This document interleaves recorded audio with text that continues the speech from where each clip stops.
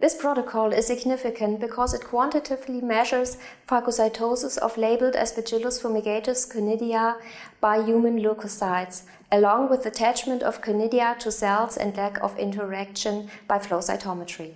The main advantage of this method is that it facilitates the fast analysis of a large number of cells.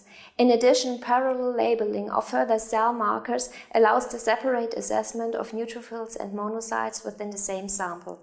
In addition to Aspergillus, this technique can be used to analyze other clinical relevant fungi like mucorales. Instead of fresh blood, cell lines might be used as phagocytes.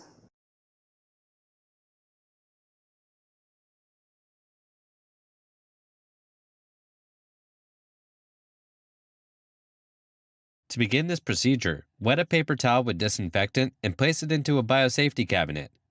Place a plate of grown A. fumigatus on top of the paper towel to prevent overdistribution of volatile Conidia. Add 10 milliliters of PBS containing 0.01% detergent on top of the fungus and use a Drygalski spatula to spread the liquid over the plate and rub off the dark-colored Conidia. Transfer the Conidia suspension to a 50 milliliter tube through a 30 micrometer strainer, which will remove any residual mycelium.